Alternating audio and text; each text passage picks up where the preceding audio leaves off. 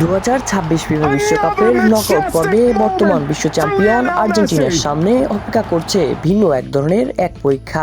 প্রতিপক্ষ Cape Verde কাগজে কলমে দুর্বল হলেও তাদের শক্তিশালী রক্ষণভাগ ও শৃঙ্খলাবদ্ধ লো ব্লক ডিফেন্স ভাঙাই হবে লিওনেল স্ক্যালোনির দলের সবচেয়ে বড় চ্যালেঞ্জ। লো ব্লক ডিফেন্স ভাঙতে লিওনেল স্ক্যালোনির অন্যতম বড় অস্ত্র হতে পারেন লিওনেল মেসি।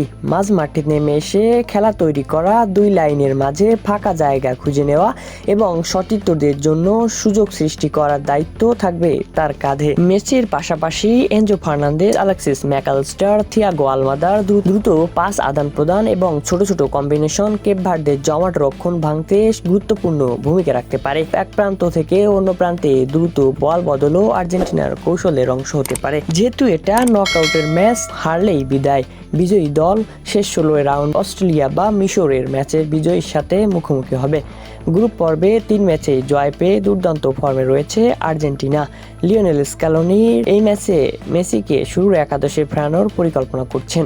শক্তিশালী মিডফিল্ড, অভিজ্ঞ ডিফেন্স এবং কার্যকর আক্রমণ ভাগ তাদের বড় শক্তি। সম্ভাব্য একাদশে 4-3-3 ফরমেশনে Emiliano Martinez, Molina, Romero, Otamendi, Tagliafico, Enzo Fernandez, MacAllister, De Paul, Messi, Lautaro Martinez এবং জুলিয়ানো আলভারেজ। কাগজে কলমে আর্জেন্টিনা স্পষ্ট ফেভারিট, তবে কেপ ভার্দে ইতোমধ্যেই প্রমাণ করেছে তারা বড় দলকে চমকে দিতে পারে। আর্জেন্টিনা যদি শুরু থেকেই